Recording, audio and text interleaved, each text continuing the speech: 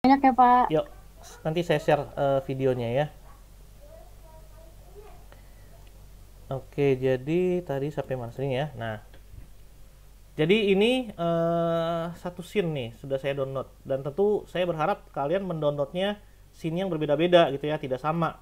Eh, Misalkan ada yang mendownload scene di Sulawesi bagian sini, atau ada yang mendownload scene di wilayah NTT di sebelah sini. Ya, kalau bisa jangan sama gitu ya, sehingga kita bisa nanti ada variasinya.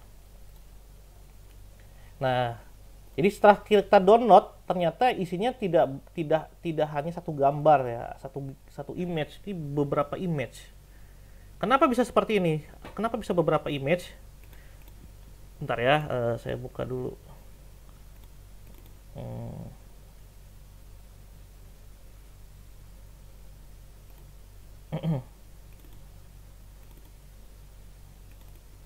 Jadi gini, satelit Landsat ya yang kalian download kemarin itu dia memiliki spesifikasi seperti ini. View tuh ya. Mana ya? Bentar, saya cari dulu.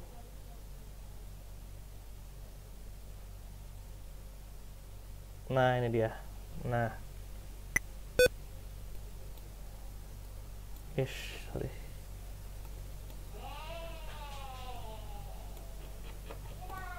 Nah, ini close dulu. Oke. Oke ya, jadi ini adalah spesifikasi dari sensor di Landsat 8. Ya. Jadi dia memiliki beberapa saluran atau beberapa band. Ya, jadi biasanya seperti itu tuh. Sensor-sensor pada satelit penginderaan jauh dia terdiri dari beberapa saluran atau beberapa band. Saluran atau band itu istilahnya sama ya. Apa itu saluran atau band? Jadi dia saluran yang merekam pantulan pada panjang gelombang tertentu.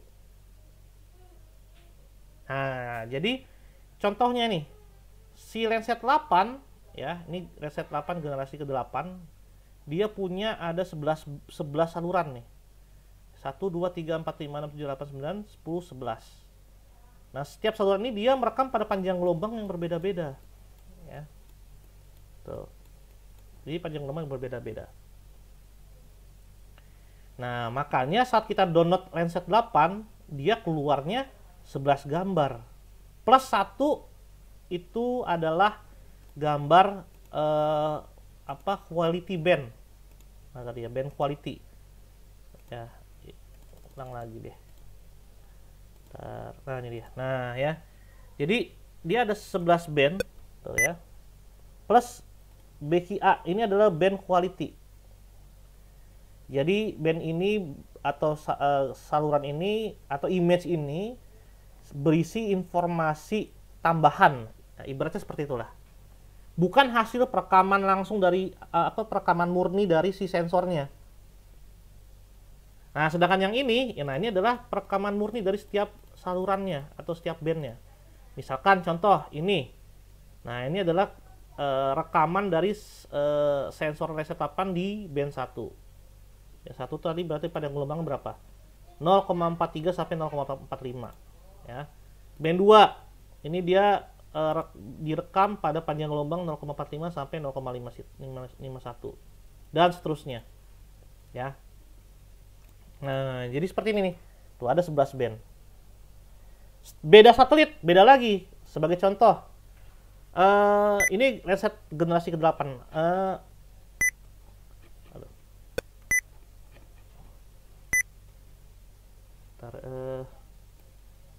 Nah, ini adalah spesifikasi sensor pada satelit Landsat 7. Beda dengan Landsat 8, ya. Si pendahulunya Landsat 7, ya, itu dia memiliki spesifikasi saluran cuma 8, hanya 8 band. Ya, beda dengan Landsat 8 yang 11 band. Nanti beda lagi nih, ada lagi satelit lain namanya Sentinel. Beda lagi dia, berapa belas band gitu ya. Ada Modis, satelit Modis. Dia jumlah bandnya ada sekitar 30-an band. Seperti itu. Jadi spesifikasi spesifikasi sensor pada setiap satelit pasti beda-beda. Terutama jumlah bandnya ya. Nah, ada yang bandnya cuma 3, ada bandnya cuma 4, dan seterusnya. Nah, sekarang pertanyaannya, bedanya apa sih? Ya kan?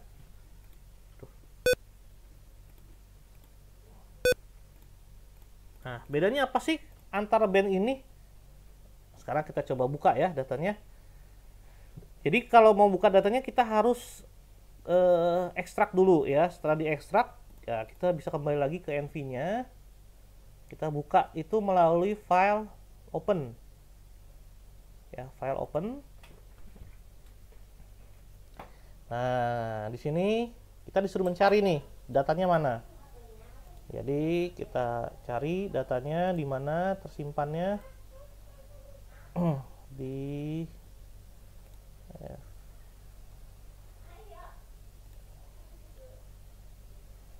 data ini, belajar fisika KPJ. Nah, ini dia. Ya, coba kalian cari dulu datanya di mana ya. Oke. Nah, jadi kalau sudah ketemu, nah kita bisa pilih. Misalkan salah satu dulu kita buka. Mau band berapa yang kita buka? Atau saluran mana yang mau kita buka? Katakanlah contoh, saya mau buka saluran 5 atau band 5. Nah, taunya dia band 1, band 2, band 3, lihat aja dari belakangnya nih. Tuh, ada B1, B2, B3, B4, B5, itu namanya band ya. Band 1, band 2, band 3, band 4, band 5 ya, sampai band 11. Ya. Nah, kita misalkan nih kita mau membuka yang band 5. Nah, coba kalian juga buka yang sama. Band 5 ya. Kalau sudah kita buka, nanti akan muncul nih di dalam map view NV-nya. Nah, ini dia. Muncul nggak? Ini dia tampilannya. Ini tampilan satelit Reset 8 band 5.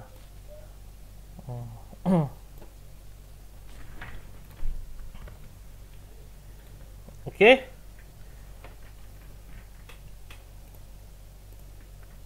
Bisa semua ya? Bisa ya? Nah, sekarang kalau kita lihat ini, coba kalian navigasikan. Misalkan kalian zoom in atau kalian zoom out, itu bisa pakai scroll ya. Atau kalian geser-geser itu ya. Itu tinggal kalian geser-geser aja pakai tombol ini ya, tombol pen. Nah, ini kalau mau geser-geser. Kalau mau zoom bisa pakai ini. Ya, tombol zoom. Atau kalau kalian pakai mouse itu kan scrollnya ya, bisa kita gunakan untuk meng-zoom atau zoom out. Nah, seperti itu.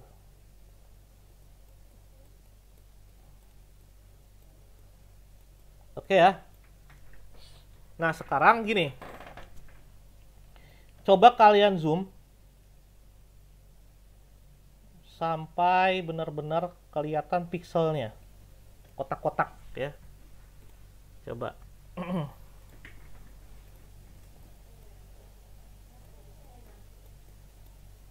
Kelihatan nggak kotak-kotaknya? Ya. Seperti contoh punya saya nih. Ya. Tuh, ini dia kelihatan kotak-kotak setelah di zoom. Kok gambarnya pecah? Ya. Jadi memang seperti ini tingkat kedetailan dari satelit Reset 8. Memang kalau kita zoom pecah. Tidak sama seperti citra Google ya. Kalau Google, kalau kita zoom dia nggak pecah ya, gambarnya kelihatan tuh. Oh iya, ini ini di daerah ini ya, di daerah ND, di Nusa Tenggara Timur ya. Nah, ini kalau kita bandingkan dengan Google deh ya.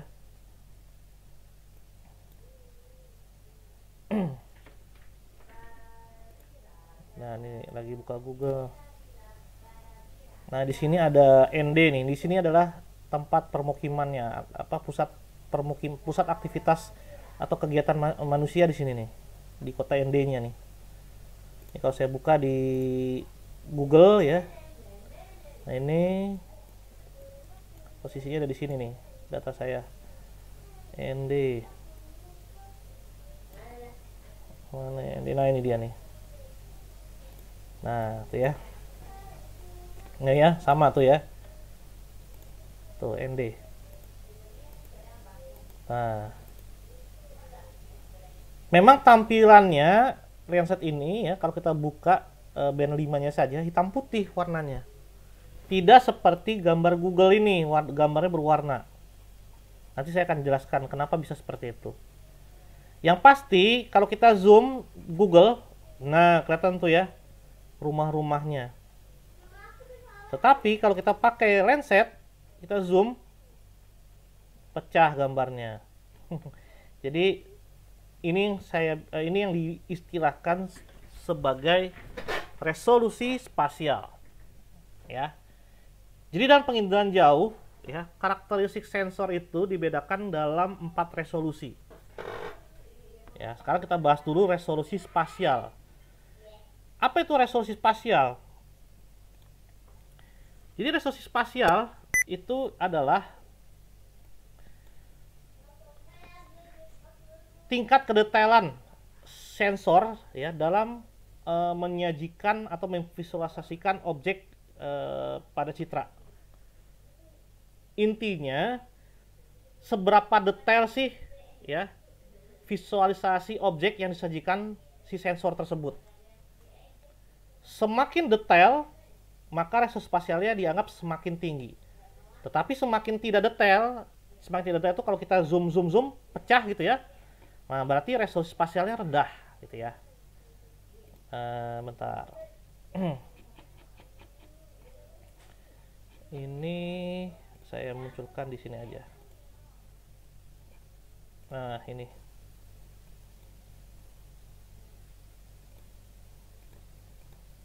Yes. Aduh.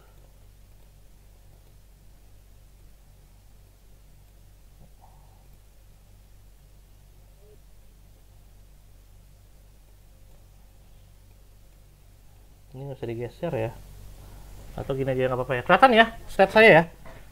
Ini mau saya perbesarin malah nggak bisa ini, karena ada ini nih. Gini aja deh. Nah, oke. Nah, sekarang ini adalah contoh beberapa tampilan dari citra satelit ya pada resolusi spasial yang berbeda. Ya. Jadi ada resolusi spasial citra yang memiliki resolusi spasial 0,5 kali 0,5 meter, resolusi spasial 1,1 meter, 2,2 meter, dan seterusnya sampai 80 kali 80 meter. Jadi resolusi spasial ini ada ukurannya. Ya. Itu ukurannya dari mana sih kok bisa ada 0,5 kali 0,5, 1,1, 2 kali 2, 10 kali 10. Nah, diukurnya itu dari sini. Dari ukuran pikselnya. Tuh, ya. Kalau kita lihat, kita zoom, kan pasti akan muncul pikselnya. Begitu juga dengan Google gitu. Ini kalau kita zoom terus, ya, pasti akan keluar kotak-kotak pikselnya. Yang namanya data gambar, data image, data raster, pasti tersusun oleh piksel-piksel. Seperti itu.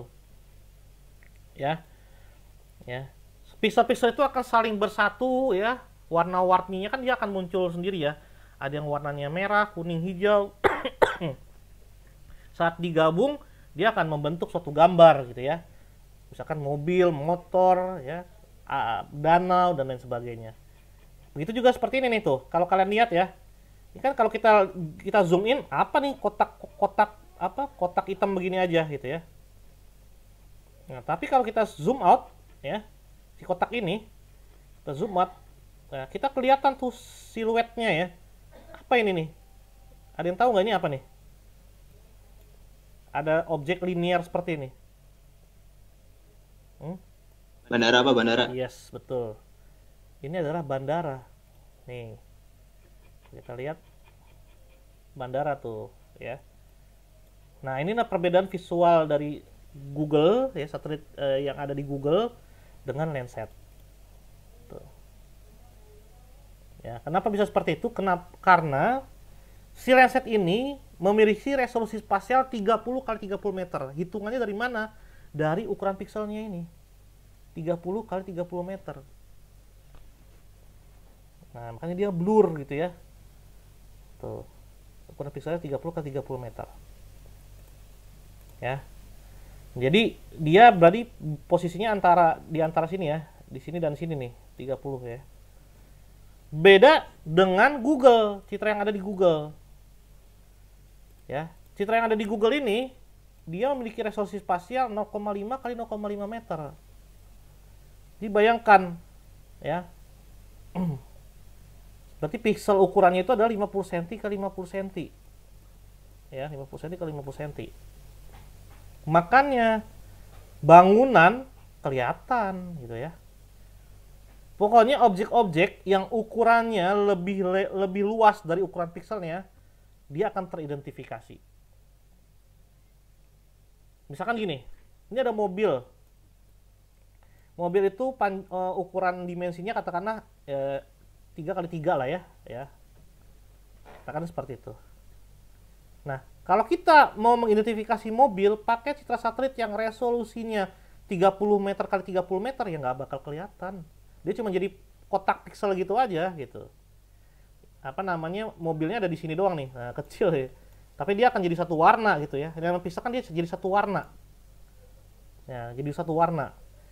Dia akan terbentuk menjadi suatu gambar yang bagus itu kalau piksel-piksel tadi yang masing-masing memiliki warna akan digabung gitu ya. Nah, sehingga nanti bentuk suatu gambar, kumpulan gambar kelihatan deh. Oh, di rumah gitu ya. Kenapa bisa kelihatan rumah nih? Karena ukuran pikselnya kecil-kecil di sini nih. 0,5 cm, 50 cm, 50 cm nih di sini. Sehingga kelihatan, oh, bentuk rumah seperti ini. Kita bisa melihat visual bentuk rumah dengan jelas,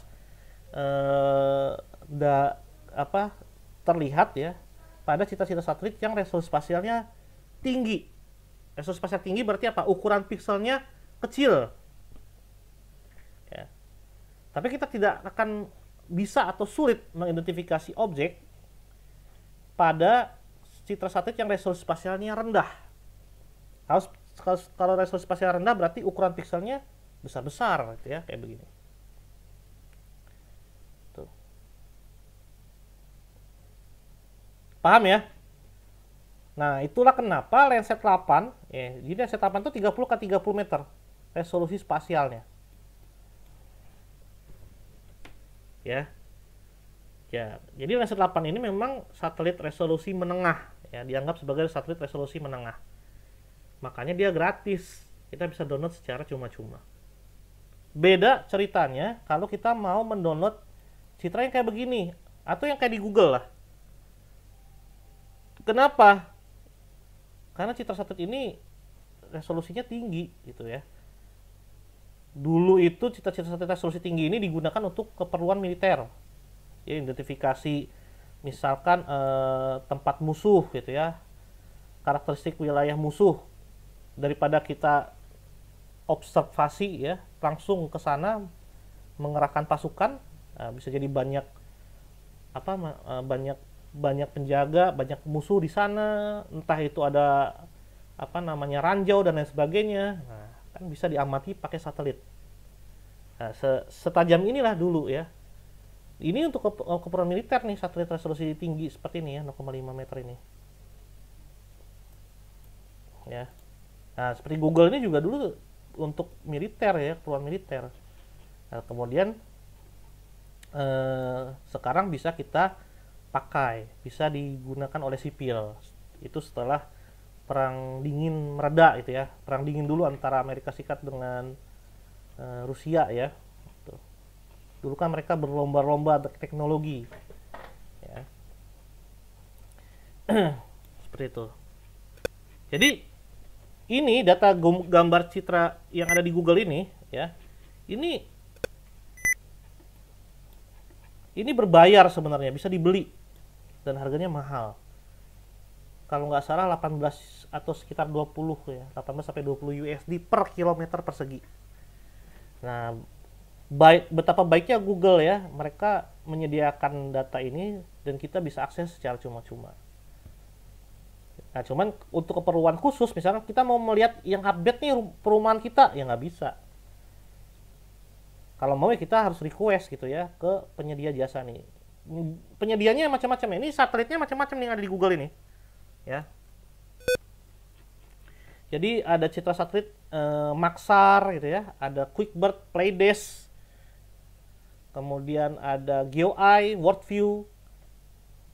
Itu yang tadi saya sebutkan itu adalah nama-nama citra satelit yang memiliki karakteristik resolusi spasial 50 cm atau 0,5 kali 0,5 meter. Ya kayak begini, nah setara begini. Ya. Ini kalau kalian lihat nih sebenarnya Google itu citranya tampalan-tampalan ya atau mozaik dari berbagai macam citra satelit tuh, kalian lihat nih. Ini ada perbedaan warna ya. Ya, ini berarti beda perekaman nih. Nah, ya. Nah, ini Maxar teknologi.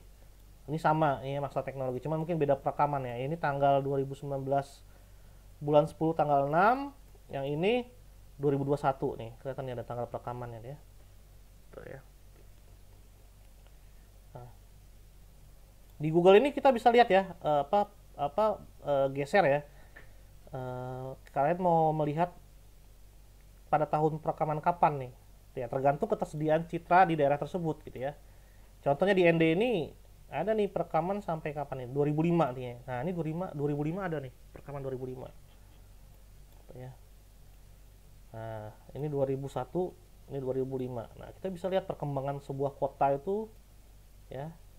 Nah, kita bisa lihat melalui citra satelit. Contohnya Google ini sudah menyediakan nih ya, citra time series. Tinggal kita geser aja nih. Nah, lihat ya perkembangan kotanya di ND. Seperti itu. Ya. Nah, jadi ini tadi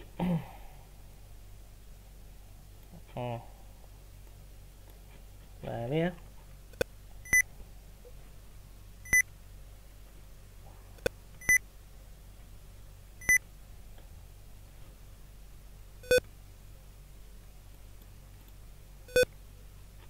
Oke. Jadi kalau kalian lihat sini ada keterangan panjang gelombang ya. Di sini ini ada panjang gelombang. Nah, di sini ada spatial resolutionnya. Tuh, kelihatan ya. 30 meter, 30 meter. Walaupun ada sebenarnya satu band di Landsat 8 ya yang resolusi spasial lebih tinggi, 15 meter ya itu. 15 meter. Yaitu ada di band 8. Ada di band 8. Nah, makanya kalau kalian lihat di sini ya, di data file explorernya, di datanya, kalau kalian lihat band 1 sampai band 7 itu sama semua ukuran filenya. Tapi pada saat kita lihat di band 8, ukuran filenya dia lebih gede sendiri. 460 MB. Beda dengan band 1 sampai band 7 ya, cuma 115. Ya. Sekarang saya tanya nih, satu pixel ya, ukuran 30 kali 30 meter ya. Kalau kita konversi ke dalam pixel 15 meter, satu pixel 30 kali 30 meter ada berapa pixel di 15 meter? Ya, satu pixel 30 kali 30 meter ini kalau kita konversi atau sebenarnya sama dengan berapa pixel ya kalau kita lihat di ukuran pixel 15 meter ke 15 meter. Berarti kan ini kan 4 pixel ya? 4 pixel kan. Nah, kalau kita potong-potong ya 15 meter ke 15 meter jadi 4 pixel. Nah, makanya ukuran datanya 4 kali lipat dari sini. Ya kan? 115 kali 4 kan sekitar 400-an ya, 460. Semakin tinggi resolusi spasialnya, semakin besar ukuran filenya. Itu yang pasti kalian ingat. Saya punya data foto udara DKI Jakarta. contoh ya. Ini contoh nih. Data foto udara lebih detail lagi dibandingkan Google ya. Ini saya contohkan nih. Data foto udara.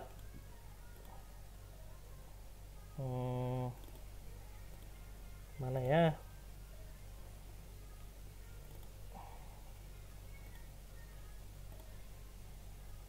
Kita saya cari dulu ya.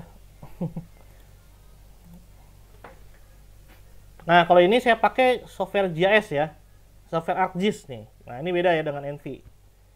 Ini supaya nggak berat aja nih, saya buka data biar terpisah aja. Kalau yang Envy pakai Landsat, yang ini pakai foto udara. Karena berat banget datanya. Jadi, Citra Spot. Nah, ini data DKI. Mana tadi ya? Citra, data DKI lengkap. Bukan di sini.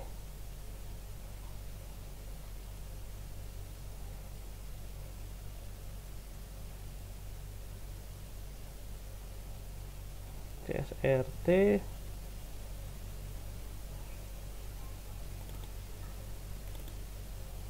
Walah.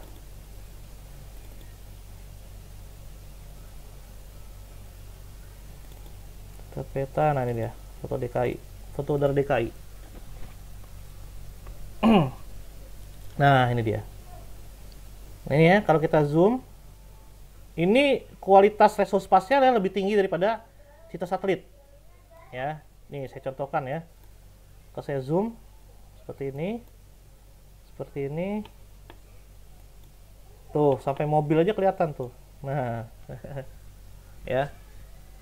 Kalau Google nggak setinggi ini tingkat kedetailannya. Foto udara ini resolusi spasialnya 15 cm kali 15 cm pixelnya tuh. Tuh ya, bisa kelihatan ya pixel-pixelnya ya. Tuh. 15 cm 15 cm. Kalau nggak salah ya, coba saya ukur dulu pixelnya nih. Ya, betul kan? 0,15 meter tuh ya. 15 cm kali 15 cm. Detail sekali, lebih detail daripada kita di Google. Kenapa bisa seperti itu? Karena ini foto udara, diambilnya pakai pesawat. Nah, pesawat ini kan dia terbangnya lebih rendah dibandingkan satelit ya kan. Jadi dia mengcapture gambarnya bisa lebih detail lagi. Ini aja ilustrasinya begini. Kalian coba foto gitu ya, pakai kamera kalian, foto suatu objek, kemudian kalian foto pada jarak yang dekat. Nah,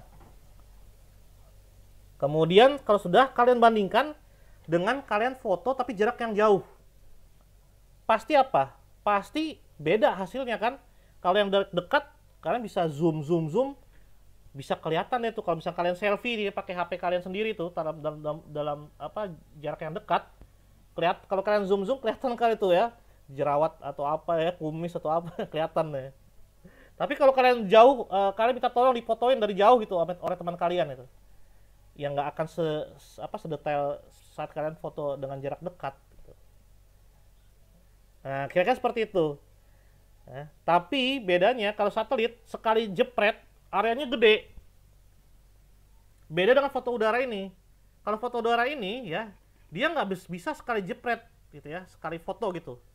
Tapi dia apa? Dia memotret berulang kali. Mungkin untuk DKI ini dia berkali-kali motretnya ya di area-area. Wah, ini berat banget ya. Ukuran datanya. Nah. Ya. Jadi si pesawat udara itu dia akan foto part per part ya. Dari part satu ke part berikutnya. Misalkan di sini dulu dia foto. Cekrek gitu ya. Cekrek gitu ya. Karena sekali foto areanya dia nggak selebar atau seluas satelit. Nah, sehingga untuk mengambil se-Jakarta ini dia butuh berapa kali potret. Baru selesai, setelah dipotret baru dia zoom, dia mozaik, dia gabungkan. Makanya terbentuklah peta foto satelit, foto udara se-DKI ini. Kayak gitu. Itu perbedaannya. Ya, paham ya? Seperti itu. Nah, ini foto dari ini ukuran filenya ini sudah saya kompres ya. Jadi ada software yang bisa mengkompres ukuran file. Udah dikompres aja ukurannya 8 GB. Kalau belum dikompres tuh bisa sampai 40 GB ukuran file datanya ini. Nah, ini kan jadi loading ya. Jadi memang agak berat untuk apa buka datanya. Nah, itu kira-kira penjelasan terkait dengan resolusi spasial. Ada yang mau ditanyakan nggak terkait dengan resolusi spasial? Silakan.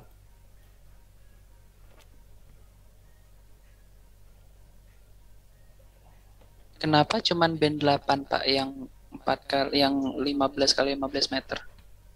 Ya, kenapa cuma satu band saja yang 15 kali 15 meter?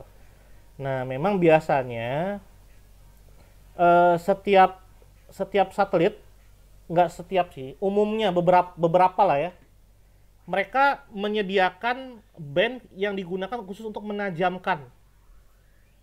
Jadi gini, ini kan datanya hitam putih ya. Kita bisa nanti membentuk citra berwarna. Nah, kita bisa membentuk citra berwarna dengan mengkombinasikan beberapa band. Baru keluar citra berwarna. Tapi resolusinya 30 meter, ya kan? Karena ya itulah apa keterbatasan si sensor itu hanya bisa merekam sampai 30 meter. Nah, tapi sebenarnya kita bisa menajamkan. Ya, kita bisa menajamkan si gambar citra ini yang tadinya 30 meter menjadi resolusi 15 meter. Caranya gimana? Citra-citra multispektral B1 B7 tadi ya, kita bisa integrasikan atau kita bisa kombinasikan lah ibaratnya dengan namanya band pansarpening. Nah, ini istilahnya namanya band pankromatik. Nah, band pankromatik ya. Nah, jadi pokoknya di beberapa citra satelit kalau ada band yang resolusi spasial tinggi sendiri, itu biasanya disebut sebagai band pankromatik. Nah, tujuan dari band pankromatik untuk menajamkan gambar-gambar band-band 1-7 ini atau band-band lainnya, sehingga resolusi spasialnya jadi lebih tinggi lagi, bisa ditajamkan lagi, lebih tinggi lagi. Ya, biasanya tujuannya buat apa?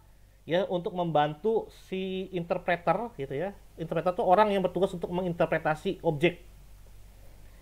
Nah, itu supaya mereka itu bisa mengenali objek lebih mudah lagi kalau sudah ditajamkan ya. Karena kalau pakai 30 meter mungkin masih blur, wah nggak terlalu jelas kelihatan nih. Nah, kita bisa pankromatik, kita bisa tajamkan. Caranya apa? Tinggal menambahkan band pankromatik ini sehingga tampilan citranya jadi lebih tajam. Ya, 15 meter ke 15 meter, khususnya kalau Landsat 8 ini. Seperti itu.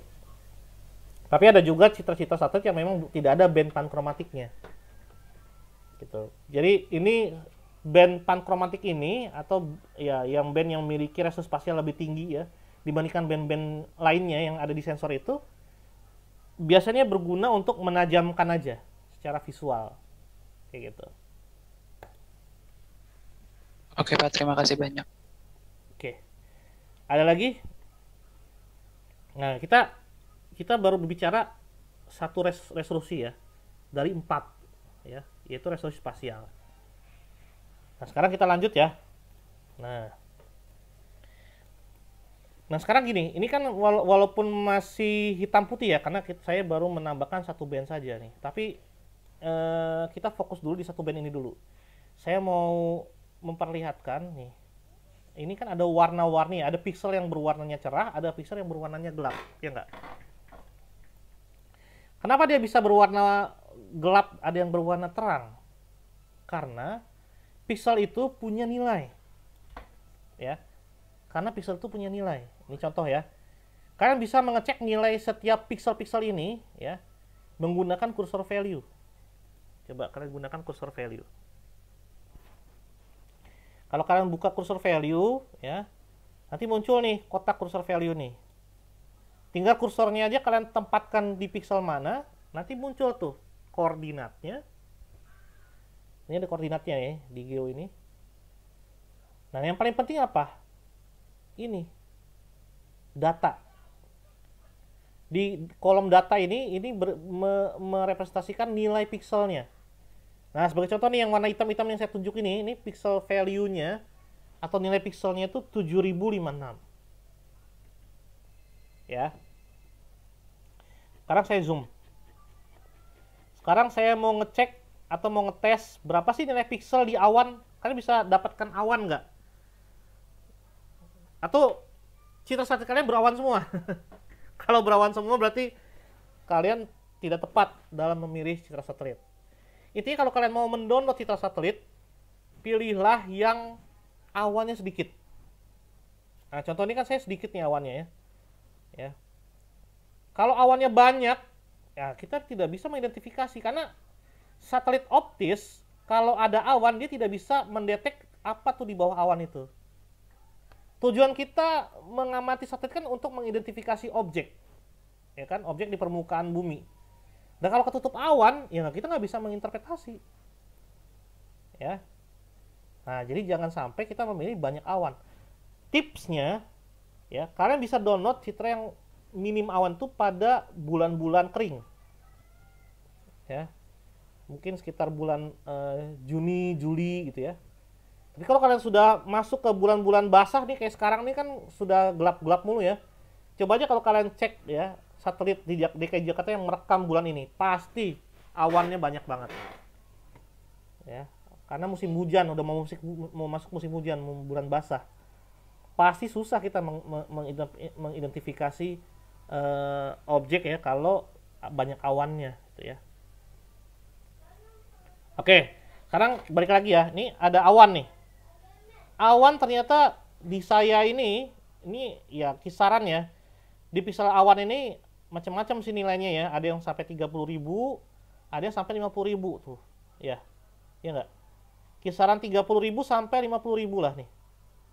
Di tengah-tengah awan nih pixel value-nya 60 bahkan sampai mencapai 60.000. Ya, kalau di ujung-ujung awan ini ya 30 ribuan. Nah, awan ternyata pixelnya 30.000, 40.000, 50.000-an lah ya. Tuh ya, yang warna putih nih. Nah, sekarang kita cek di air. Nah, ini air nih. Air ternyata nilai pixelnya rendah banget ya. Lebih rendah daripada awan dan paling rendah mungkin ya. Karena nilai pixelnya 5.000-an aja nih, 5.000. Coba kalian ada nggak objek air? Coba kalian cek. Berapa nilai pixelnya? Mungkin sekitar 5.000 sampai 10.000 lah ya. Ya. Tuh, ini 5.000-an malah ya, nggak nyampe 10.000 tuh. Awan dia 40.000-an, 30.000-an ya. Ya. Nah, kalau kita lihat pixel-pixel yang nilainya rendah, warnanya pasti gelap. Sedangkan semakin pixel-pixel itu memiliki nilai yang tinggi, dia warnanya cerah. Ya nggak? Coba cek. Nah, ini ada contoh nih. Ini dia nilai pixelnya harusnya di antara air dan awan nih, karena dia lebih tinggi lebih terang daripada air. Air kan hitam pekat ya warnanya ya. Nah, harusnya nilainya dia kalau kita lihat dari warna ya, harusnya lebih tinggi daripada air nih. Coba kita cek ya. Nah, tuh ya 11.000. Tuh. Ini adalah apa namanya lahan pertanian nih, kalau nggak salah lahan pertanian ya. Sawah. Tuh, ya.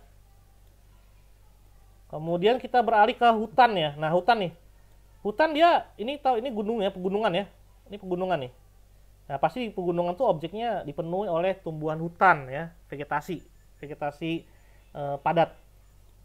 Kita lihat pasti nilainya harusnya dia kalau kita lihat warnanya nih tidak seputih atau seterang awan ya. Harusnya nilai pixelnya itu di bawah awan. Coba kita lihat. Nah, benar kan dia nilai 20.000. Awan tadi sekitar 30.000-an. Nah, jadi kesimpulannya adalah semakin rendah nilai pixelnya, warna pixelnya semakin gelap. Sebaliknya, semakin tinggi nilai pixelnya, warna pixelnya semakin cerah. Paham ya? Ya, itu yang harus kalian ingat-ingat ya. Jadi pixel yang nilainya rendah pasti dia gelap. Pixel yang nilainya tinggi dia warnanya terang, warnanya lebih cerah. Nah, sekarang pertanyaannya kenapa kok air bisa gelap, vegetasi lebih terang, awan cerah sekali, lebih cerah dibandingkan semuanya. Nah, pertanyaannya kan seperti itu. Kenapa bisa seperti itu? Nah, jadi jawabannya begini. Ingat yang sudah saya jelaskan di pertemuan awal ya, dan mungkin ada di video saya yang kemarin saya share ya. Prinsip dari perekaman citra satelit itu adalah dimulai dari si matahari, ini matahari ya, memancarkan gelombang elektromagnetik gitu ya. Ini kalau kita lihat atau ya dalam bentuk manifestasi cahaya ya kalau kita lihat gitu ya.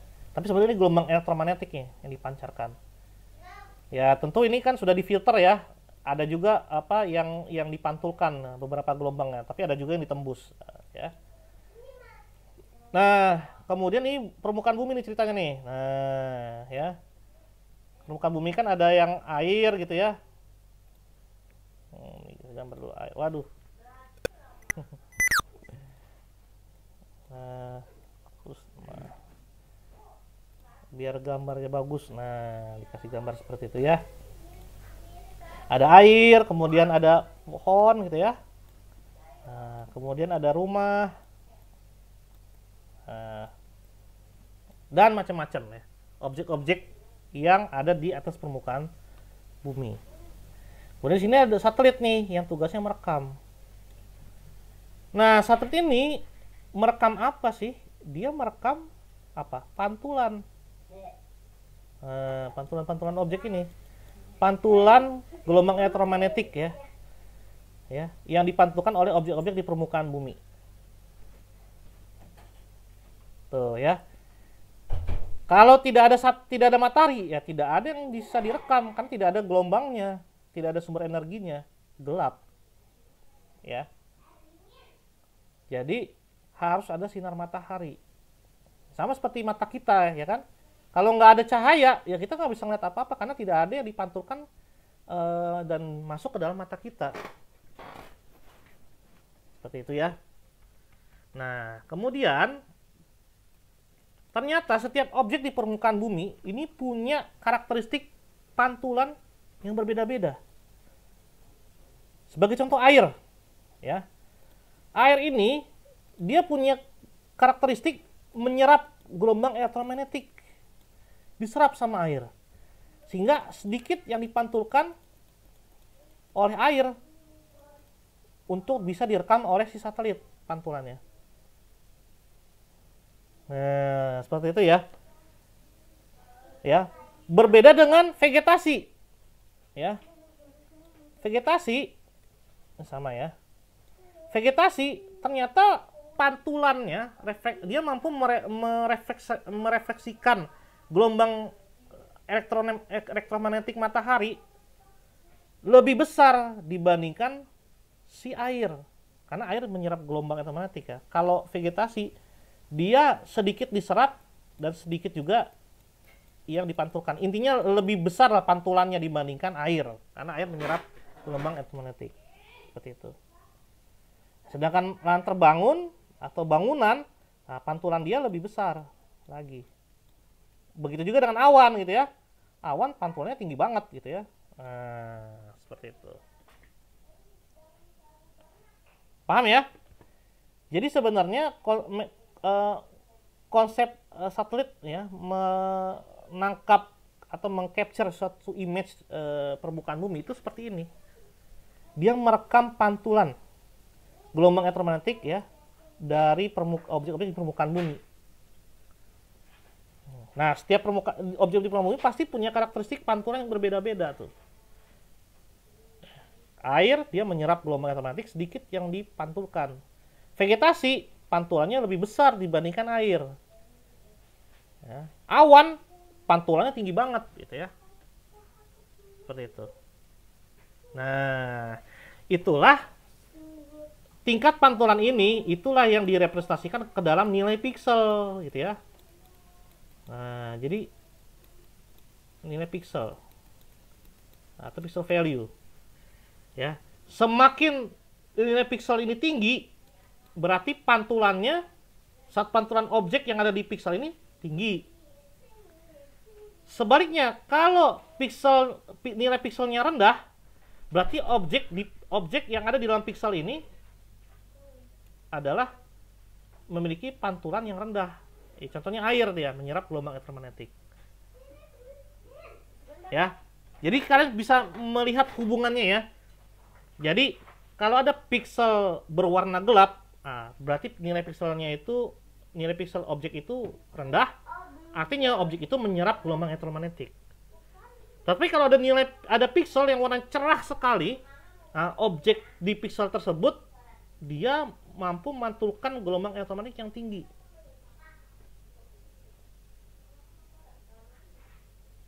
Seperti itu. Paham ya? Paham nggak? Konsep seperti itu. Nah, sekarang di sini kita mengenal ada namanya resolusi radiometrik. Nah, apa itu resolusi radiometrik? Nah, tadi kalian sudah mempelajari resolusi spasial. Resolusi spasial berarti lebih kepada tingkat kedetailan sensor yang mampu memvisualisasikan objek di citra. Nah, lalu apa resolusi radiometrik? Nah, resolusi radiometrik ini adalah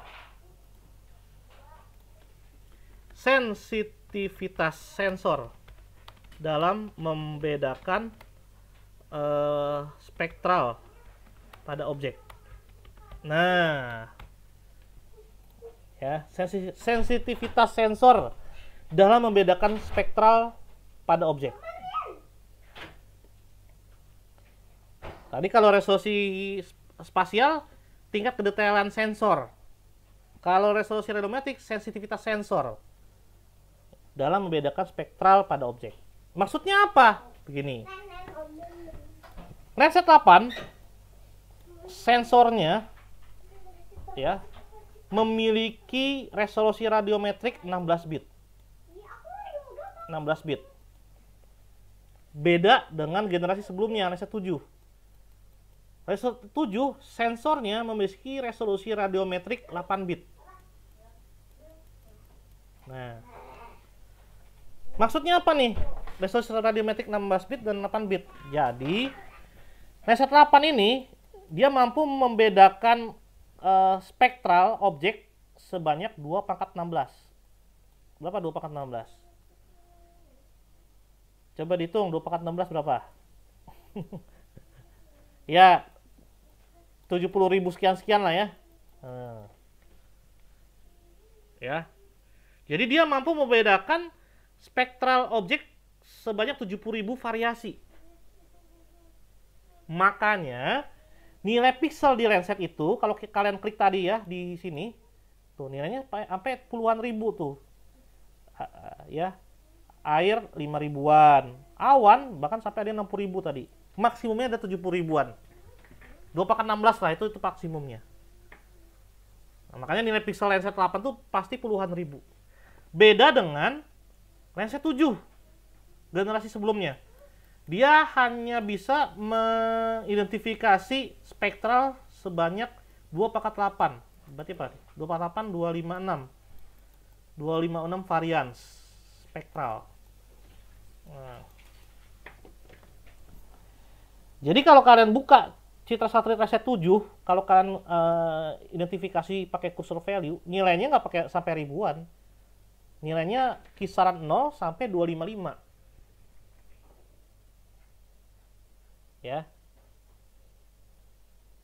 Nah, jadi lebih canggih mana? Tentu dalam hal ini lebih canggih lensa 8. Lensa 8 lebih sensitif. Kenapa bisa seperti itu? Nah, contoh ya. Contoh, misalkan ada 1 pixel nih. Ada 2 pixel kan ya. Nah, pixel yang ini dia ditumbuhi oleh pohon, misalkan pohon mangrove ya, mangrove spesies A. Spesies A, mangrove spesies A. Yang ini mangrove spesies B. Spesies B. Nah, Katakanlah seperti itu ya. Ini contoh ilustrasi aja. Nah, kalau kita pakai lensa 7 ya. Kalau kita pakai lensa 7, maka nilai pixel di spesies A katakanlah cuman 50. Di lensa di pixel yang ada spesies B-nya dia 50 nilai pixelnya. Nah, dalam konteks ini bisa nggak kita bedakan mana spesies A, mana spesies B? Nggak bisa. Karena sebenarnya si spesies A spesies B ini dia punya pantulan yang berbeda. Dia berbeda nih spesies A. Antar spesies itu berbeda ya. Bahkan sebenarnya tanaman yang sakit dengan tanaman sehat itu bisa kita bedakan. Tapi kalau sensornya tidak sensitif membedakan itu, ya nggak bisa terdeteksi itu mana tanaman sakit, mana tanaman yang tidak sakit. Paling dia bisa mengidentifikasi objek-objek yang memang secara spektral berbeda sekali. Katakanlah air dengan awan tadi kan, air gelap, air menyerap gelombang elektromagnetik, reflektornya rendah, awan reflektornya tinggi, gapnya maksimum banget gitu ya, terpaut jauh. Nah, itu mungkin bisa gitu ya dibedakan.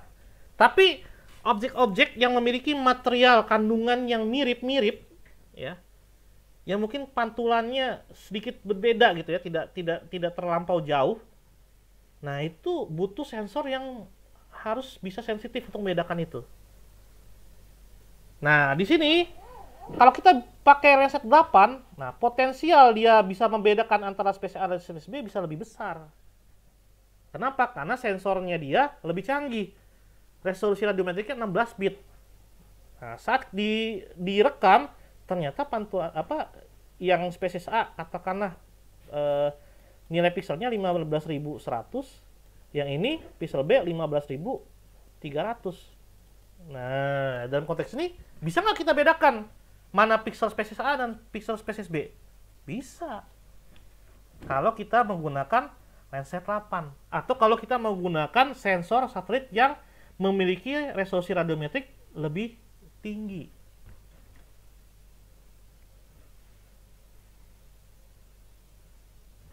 Paham ya? Paham kan itu terkait dengan resolusi radiometrik ya? Jadi kemampuan sensor dalam sensitivitas sensor ya dalam membedakan spektra pada objek. Ada yang mau ditanyakan nggak sampai sini di resolusi radiometrik?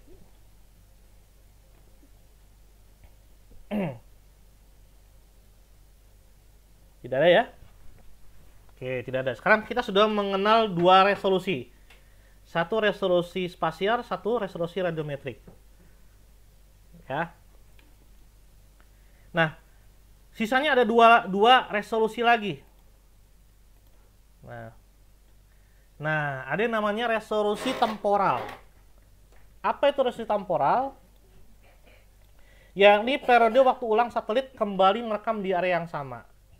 Ya. Sebagai contoh, Landsat 8 dia memiliki resolusi temporal 16 harian. Jadi kalau dia merekam hari ini, dia akan merekam di wilayah kita 16 hari kemudian. Ya. Sehingga kita bisa estimate tuh. Dalam setahun berapa kali dia merekam di wilayah yang sama. Tinggal dihitung aja tiap 16 harian. Nah, ada cita satelit yang resolusi temporalnya tinggi. Contoh, MODIS. Ini nama satelit ya, MODIS. Dia memiliki resolusi temporal itu 1 hari. Jadi setiap hari dia merekam, Ya. Sorry, ini bukan 31 hari nih. Salah nih. Ini 16 hari. Ya.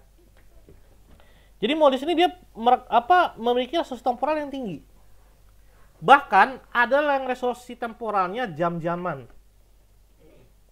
Ada yang tahu satelit apa tuh yang memiliki resolusi temporalnya jam-jaman? Satelit cuaca. Satelit cuaca itu bahkan sampai ada yang 3 jaman. ya. Nah, biasa mereka para ahli yang mendesain sensor satelit itu mereka memang punya tujuan khusus, ya. Cuaca itu kan dinamikanya tinggi ya, perubahannya. Awannya kan bergerak terus dia. Supaya kita bisa memprediksi kapan hujan ya. Hujannya itu akan jatuh di mana ya. Dia harus bisa memprediksi pergerakan awan yang dinamikanya tinggi. Makanya citra cuaca satelit cuaca itu mereka memiliki resolusi temporal yang tinggi supaya bisa memonitoring pergerakan awan. Seperti itu. Tapi kalau satelit penginapan jauh sumber daya alam darat, ya kayak Landsat gitu ya, kayak citra satelit di Google, yaitu dia resolusi temporalnya tidak harus tinggi, ya. Karena kan permukaan bumi, objek permukaan bumi darat ya, atau penggunaan tanah kan nggak setiap hari berubah gitu kan, gitu ya, nggak setinggi, kedinamisannya tidak setinggi cuaca, ya. Ada contoh ALOS ya, satelit ALOS ini 46 hari, SPOT 26 hari, dan seterusnya.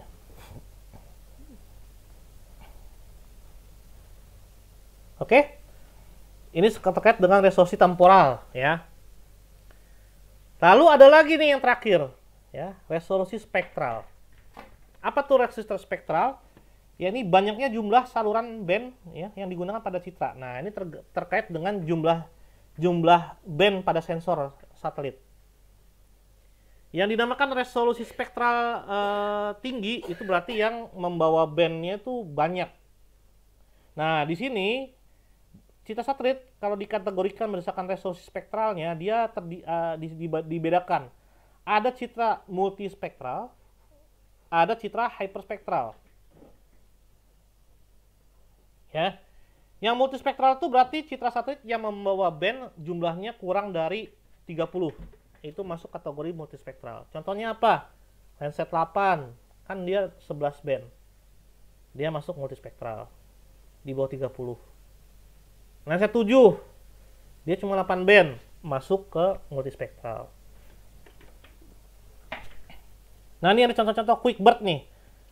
QuickBird ini citra yang resolusi tinggi nih, yang resolusi spasialnya 1 meter. Tinggi kan 1 meter ya. Landsatnya kan 30 ya.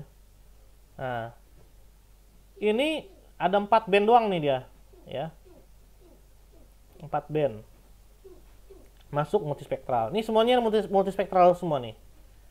Nah, contoh hyperspektral itu adalah MODIS. Citra satelit MODIS. Dia punya band 36 band kalau nggak salah. Banyak banget bandnya. Ya.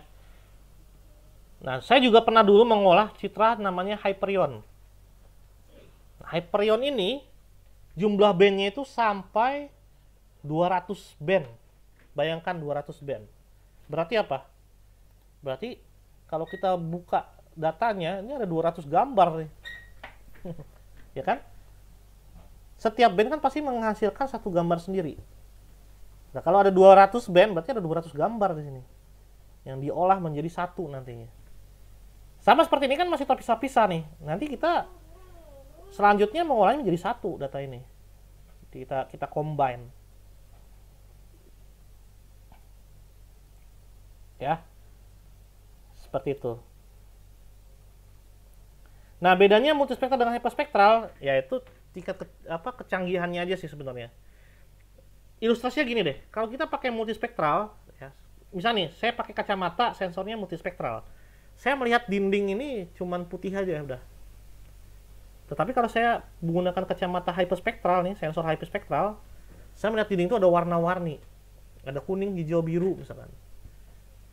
Sehingga saya tahu, oh yang kuning-kuning ini dindingnya lumutan nih. Yang hijau, oh ini dindingnya lembab. Yang biru, oh ini dindingnya retak. Misalkan seperti itu. Artinya dengan hyperspektral kita bisa mengidentifikasi suatu fenomena atau objek yang tidak bisa diidentifikasi pakai multispektral.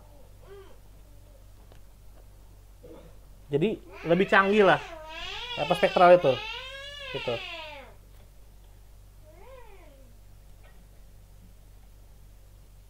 Oke, ada pertanyaan nggak sampai sini? Kita sudah bahas 4 resolusi nih.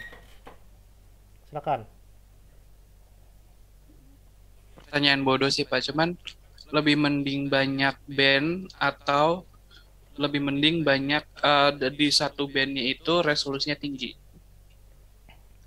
Lebih banyak banyak band tapi resolusi spasialnya rendah gitu ya?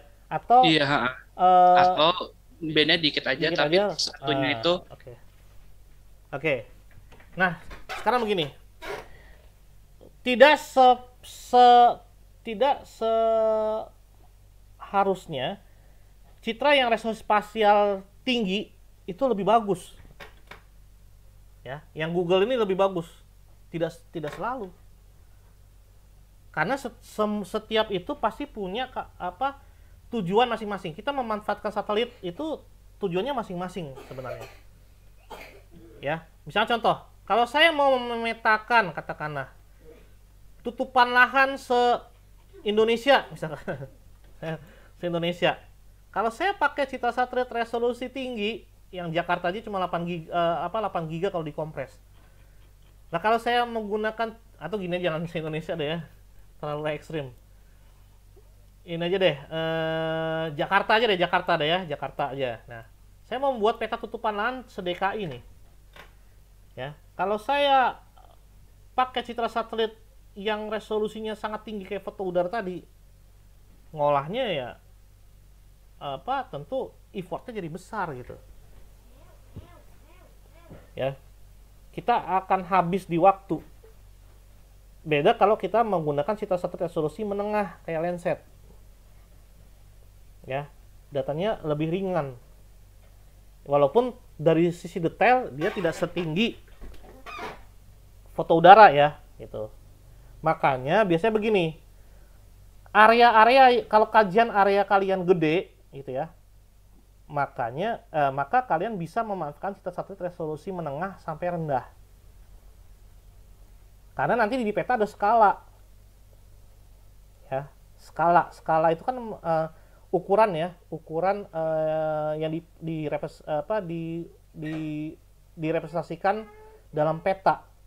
Buat apa kalian bikin mau menyajikan peta ya satu Jawa Barat gitu ya, tapi kalian bisa gini, kalian mau memunculkan suatu informasi detail gitu ya, kayak objek-objek bangunan ya, kotak-kotak kecil gitulah ya, rumah-rumah bangunan gitu. Tapi kalian layout, kalian publish provinsi Jawa Barat seperti ini.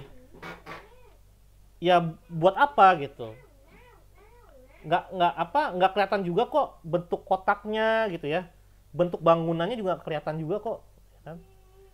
Kan di bangunan itu kan bentuknya beda-beda ya. Ada yang bentuknya L, kayak sekolah itu kan ada letter U ya, tengah-tengahnya ada tengah-tengahnya biasanya ada lapangan kayak gitu. Atau ada juga bangunan yang bentuknya tanda plus gitu ya. Pokoknya bentuk bangunan deh ya gitu. Nah, saat kalian sajikan dalam peta selevel skala Jawa Barat seperti ini, kelihatan nggak bentuk bangunannya? Nggak juga gitu. Ya kan? Artinya apa? Terkadang ada beberapa kajian yang menuntut kita harus dipetakan pada skala tertentu. Kalau yang kayak tadi bentuk bangunan begitu, ya kalau kalian harus sajikan dalam skala yang detail. Nah, skala yang detail maka harus dibikin pada layout atau area kajian yang kecil gitu ya, nggak luas, sehingga kita bisa sajikan tuh bentuk-bentuk bangunannya tuh. Ya, ada yang bentuk kotak, ada yang gede ya, dan lain sebagainya. Makanya ada skala peta.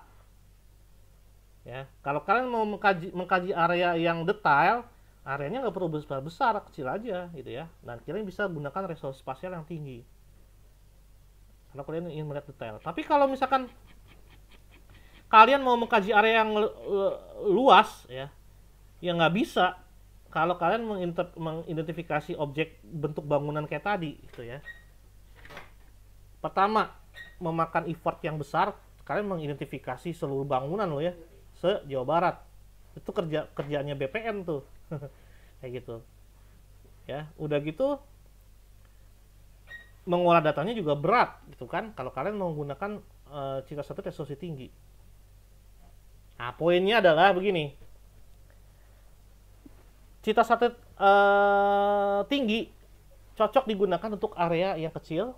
Cita satelit resolusi menengah cocok digunakan untuk area yang sedang lah ya, kayak level provinsi itu udah cukup. Kalau cita satelit resolusi rendah baru bisa level pulau atau negara. Gitu. Nah, Oke, Pak, terima itu kasih kajian apa terkait dengan ini ya, resolusi ya. Lalu ada juga terkait dengan kedetailan kita mengidentifikasi. Misalkan begini, kalau kalian ingin mengidentifikasi jenis mangrove tadi, membedakan mangrove A, mangrove B, nggak bisa kalau kita pakai multispektral saja. Walaupun resolusi spasialnya tinggi gitu ya. Kayak begini, ini kan resolusi spasial tinggi ya. Nih. Tapi bisa nggak dengan mata kita membedakan mana mangrove ya? Mana mangrove nih? Mangrove. Dia ada di, nah di sini mangrove nih. Nih mangrove nih. Nah, bisa nggak kita membedakan mangrove ya? A, B, C, D dan seterusnya. Ini beda loh mangrove-nya loh. Saya pernah mengobservasi di sini. Ini beda-beda nih spesiesnya. Nggak bisa kalau pakai mata kita. Walaupun resolusinya tajam seperti ini ya. Dia bisa kita identifikasi. Iya gini. Kalau ke lapangan bisa mungkin ya. Kalau ke lapangan bisa gitu ya. Mungkin dari bentuk daunnya berbeda gitu ya. Tapi kalau kalian lihat dari atas dan setajam seperti ini kan belum tentu bisa gitu membedakan mana spesies A. Nah, itu bisa kita bedakan dari sisi spektralnya. Kalau kita pakai hyperspektral, ini nanti citranya akan menyajikan warna-warni nih. Yang mana warna-warni ini merepresentasikan perbedaan variasi spesies. Atau bahkan kita bisa mengidentifikasi mana tumbuhan yang sakit, mana tumbuhan yang sehat. Kalau kita menggunakan hyperspektral. Seperti itu ya. Jadi kalau resolusi spektral itu tergantung ketajaman kalian mengidentifikasi. Sampai setajam apa sih? Bukan setajam ya. Informatif apa yang mau kalian identifikasi. Sedangkan resolusi spasial setajam apa ya objek yang mau kalian identifikasi. Ya. Oke, Pak, terima kasih banyak, Pak. Oke. Nah, sekarang balik lagi ke sini. Ya. Nah, kalian sudah paham ya sekarang terkait dengan 4 resolusi. Ada spasial, spektral, temporal, dan radiometrik. Ini sekarang band 5 yang saya buka. Nah, sekarang bagaimana dengan band lain yang saya buka? Ini band 5 ya. Kita buka satu band lagi. Misalkan kita mau bandingkan nih. Nah, saya mau bandingkan dengan satu band lagi. Misalkan band 1. Mau saya bandingkan dengan band 1 nih ceritanya. Ya. Saya buka band 1. Maka nanti di tampilan NV saya sudah ada 2 band nih. Nah, masih loading. Nah, ini dia. Coba kalian sama ya. Cara buka nambahin bandnya tinggal file open aja. Sama. Bisa klik menu file open atau klik icon open ini nih. Sama aja. Nah, ini kalau kita lihat. Nah, ini bisa dimatikan ya layernya ya. Kalau kita checklist layernya berarti layer itu, band itu yang muncul. Ini band 1 nih. Ini band 5. Ya. Ini band 1, ini band 5. Oke. Nah, sekarang gini, saya mau mengajak kalian membantu saya mengidentifikasi. Saya mau mengidentifikasi contohnya adalah sungai. Ya. Atau sebelum itu gini. Kelihatan nggak perbedaannya antara band 1 dan band 5? Beda ya gambarnya ya. Ya, beda ya gambarnya ya.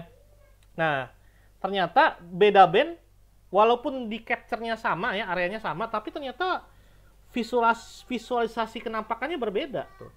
Ini band 5, ini band 1. Ternyata beda band, beda tampilannya.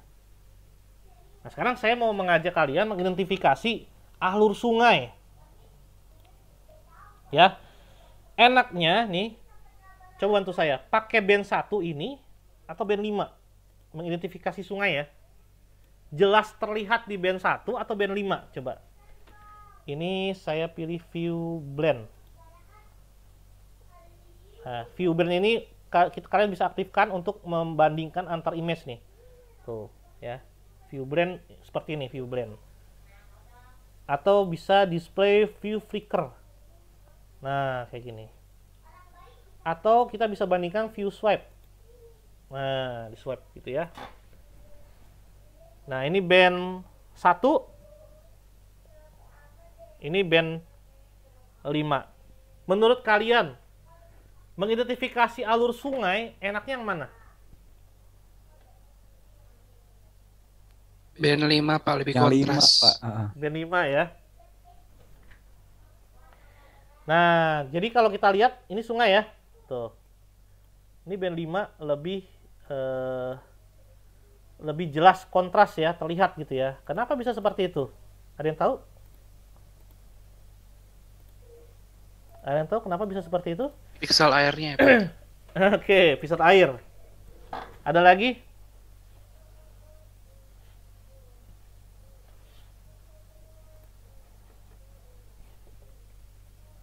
Oke. Jadi gini. Ini saya bikin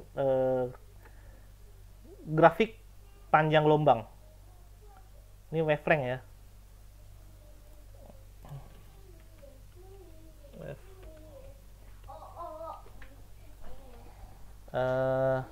Ini katakanlah 0. Ini 0,4 mikro.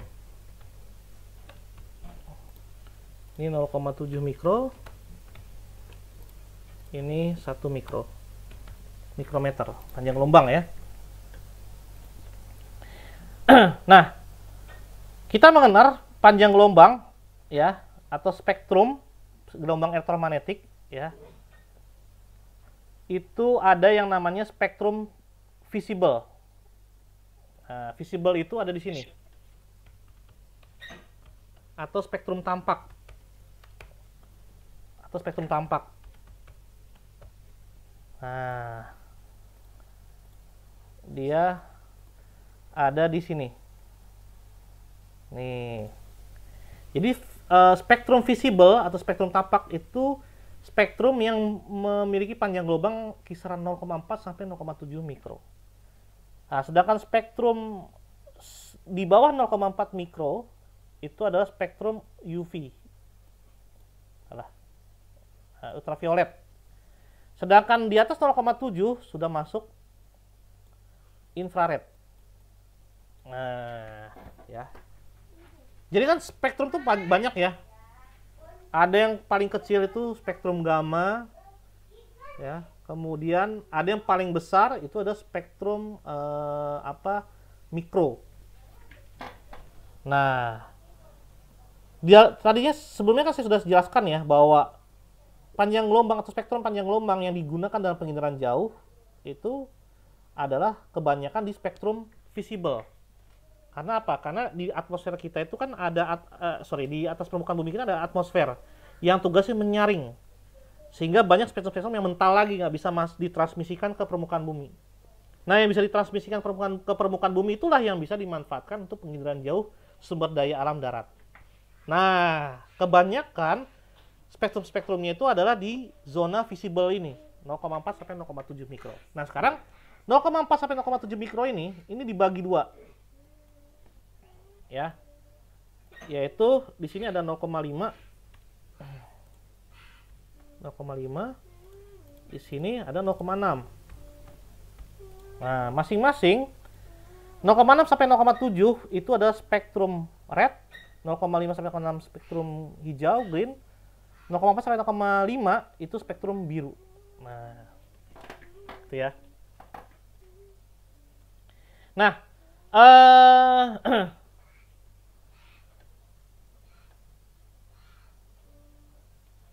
ini saya bikin lagi grafiknya. Ini adalah persentase pantulan objek.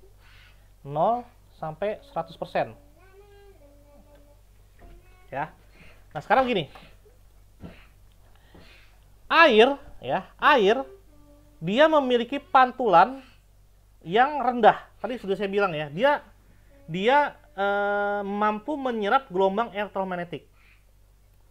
Hanya sedikit yang dipantulkan. Nah, jadi pantulan ini grafik pantulan ya. Ini x-aksisnya adalah persentase pantulan, y-aksisnya adalah panjang gelombang. Ya, jadi panjang gelombang ultraviolet atau sampai blue ini ya, dia rendah nih pantulan air. Tapi dia drop setelah di infrared. Nah, artinya di infrared dia diserap sepenuhnya. Ini air nih. Ini grafik pantulan air. Dia rendah di panjang gelombang ini, terus sampai dia drop rendah sekali. Ya, artinya totalnya diserap oleh diserap seluruhnya kalau menggunakan infrared. Ya. Nah, sekarang sedangkan vegetasi begini dia. Nah, sorry. Ini geser dikit ya. Nah, gini ya. Nah, vegetasi dia sama di band biru, dia rendah juga gitu ya. Kemudian sedikit naik pantulannya di band hijau, turun lagi di band red, kemudian tinggi di infrared. Nah, ini grafik pantulan vegetasi. Ya, ini grafik pantulan vegetasi. Ini air seperti ini, vegetasi seperti ini. Nah,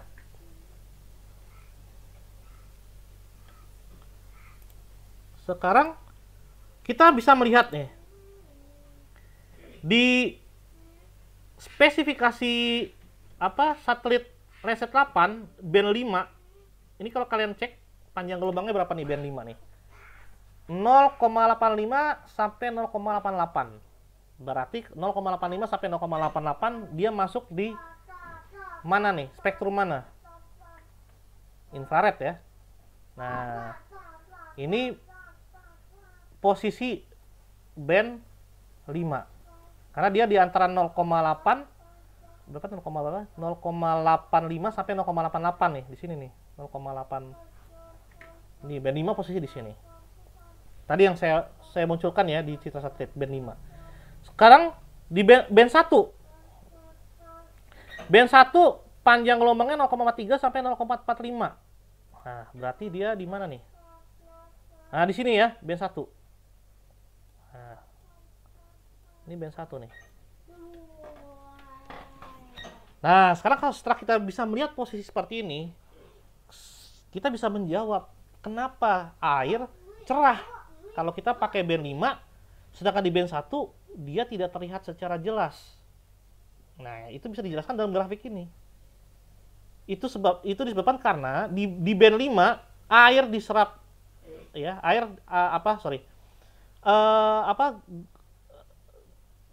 gelombang infrared itu diserap oleh air gitu ya. Tidak ada yang dipantulkan sedikit pun. Makanya dia gelap sekali. Sedangkan vegetasi pantulannya tinggi. Vegetasi kan adalah objek di sekitarnya lah ya. Sehingga kita bisa kontras mengenali air. Beda dengan di band 1.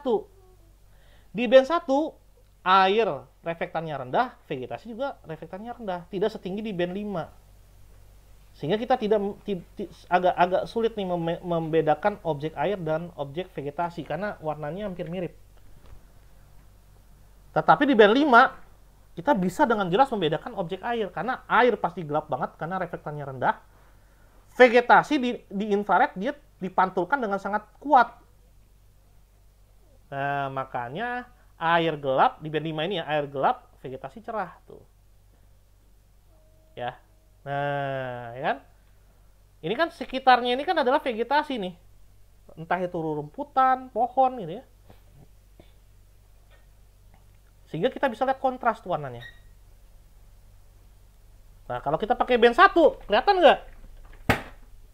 Nggak kelihatan. Ya kan?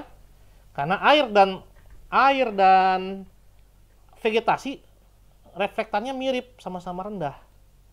Jadi nggak bisa kita bedakan. Gitu ya. Tuh, lihat. Batas garis pantai pun dengan sangat mudah kita bisa lihat ya. Perbatasan antara laut dan darat nih ya. Itu akan sangat mudah dikenali kalau kita pakai band 5.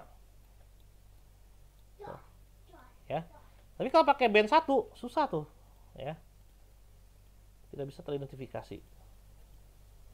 Agak sulit. Ya.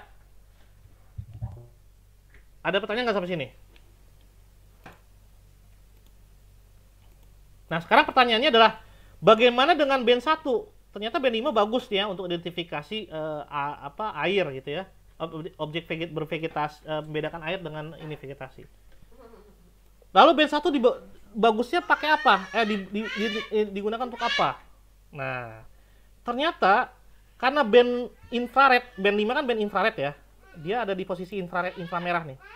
Di inframerah air itu pasti diserap. Air pasti menyerap gelombang infrared. Makanya kita tidak bisa mengidentifikasi objek di bawah air. Tetapi kalau pakai band 1 ya, air gelombang itu masih bisa berpenetrasi masuk ke dalam air gitu ya. Contoh nih, sehingga kita bisa mengidentifikasi apa? Terumbu karang. Jadi kalau kita pakai kita identifikasi pakai band 1 ya. Nah, lihat tuh, terumbu karang bisa teridentifikasi dengan jelas. Bisa kelihatan nggak nih? Ini terumbu karang nih, ya kan? Tuh. Kalau pakai band infrared nggak kelihatan sama sekali. Nggak akan kelihatan sama sekali terumbu karangnya. Karena air yang air yang di bawahnya ada terumbu karang dengan air dalam air yang tidak ada terumbu karangnya sama-sama diserap, ya. Sama-sama diserap kalau kita pakai infrared.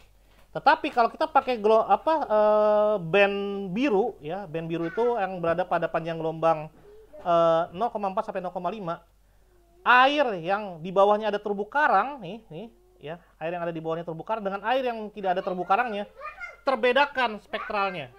Air yang mengandung terumbu karang di bawahnya itu pantulannya lebih tinggi ya. Kelihatan tuh warnanya lebih cerah dibandingkan air yang tidak mengandung terumbu karang sekalipun. Tuh. Kita bisa mengidentifikasi terumbu karang pakai band 1. Atau bahkan kita bisa mengidentifikasi sedimen. Nah, ini sedimen nih. Tuh. Besar kecilnya sedimen kita bisa identifikasi sebenarnya. Kita bisa hitung. Ya. Kalau kita menggunakan band 1. Ya. Ini contohnya nah, ini dia contohnya nih. Nah, ini kalau kita pakai gelombang infrared ya, pakai spektrum infrared, inframerah ya, yang berada pada panjang gelombang di atas 0,7 ya, kita hanya bisa melihat darat dan laut seperti ini aja nih, terpisah seperti ini. Tapi kalau kita pakai band merah ya, band merah itu berarti pada panjang gelombang 0,6 sampai 0,7 ya. 0,6 ini ya, 0,6 sampai 0,7 nih band merah nih. Nah, kita bisa melihat air itu tersegmentasi 2 warna. Begitu juga kalau kita bisa lihat pakai band hijau ya, di antara 0,5 sampai 0,6 panjang gelombang ya. Kelihatan lebih jelas lagi tuh di laut tuh. Nah, air yang berwarna putih ini air yang mengandung sedimen. Sedangkan yang gelap tuh air yang tidak mengandung sedimen. Tuh, terlihat sangat jelas, sangat kontras. Ya. Jadi pakai band hijau ini, air yang mengandung sedimen tuh reflektannya lebih tinggi dibandingkan air yang tidak mengandung sedimen. Nah, ini contoh kurvanya nih. Mana kurvanya ya? Nah, ini nih kurvanya. Nah, ini kurva reflektannya nih seperti ini. Tuh. Nah, kalian bisa baca nggak nih? Ya. Ini kan panjang gelombang nih. 0,4 sampai 0,5 ini adalah band biru. 0,5 sampai 0,6 ini adalah band hijau. 0,6 sampai 0,7 adalah band merah. Nah, lebih di atas 0,7 adalah infrared. Tuh. Nah, ini adalah kurva air bersih tuh. Seperti itu kan tadi ya. Jadi dia rendah, pantulannya ini pantulan nih. Ini grafik pantulan. Nah, dia rendah di sini. Ya, semakin ke infrared dia drop pantulannya. Nah, sedangkan air yang mengandung sedimen 50 mg per liter, ya, pantulannya jadi naik tuh dia tuh. Tuh, pantulannya naik. Air yang mengandung sedimen 100 mg per liter, naik lagi pantulannya. Ya. Apabila air itu mengandung 190 mg per liter sedimen, dia naik lagi pantulannya. Tuh. Nah, sehingga dalam konteks ini, ya, band yang bisa digunakan untuk identifikasi sedimen itu adalah band hijau. Karena apa? Band hijau ini gap kenaikan reflektannya tertinggi, ya, dibandingkan band biru atau band merah. Coba kalian lihat tuh ya. Tuh dia gap naiknya tinggi tuh. Tetapi kalau kandungan sedimennya di atas 600 mg per liter, ya, ternyata bukan band green lagi yang bagus, tetapi band merah. Tuh, naik band merah di sini. Nah, pantulannya lagi naik lagi. Oke? Sampai sini ada yang mau ditanyakan nggak terkait dengan pola reflektan ya? Sampai sini ada yang mau ditanyakan nggak? Nah, ini adalah gelombang pantulannya ya, pola reflektannya tadi yang saya gambarkan ya. Grafiknya seperti ini. Ya. Silakan ada yang mau ada yang mau ditanyakan nggak sampai sini?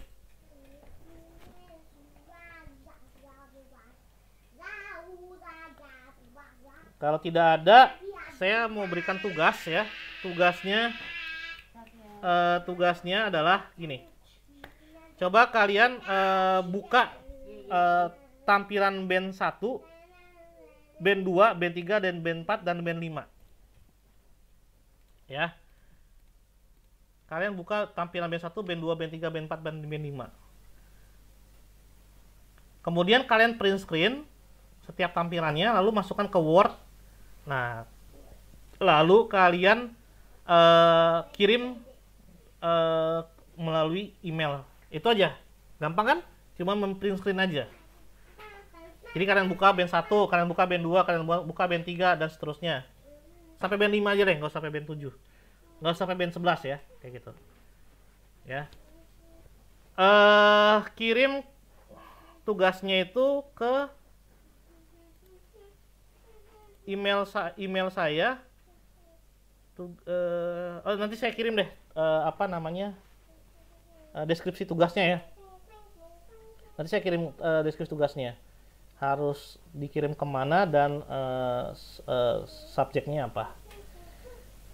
Nah, sampai sini kira-kira ada yang mau ditanyakan nggak? Silakan.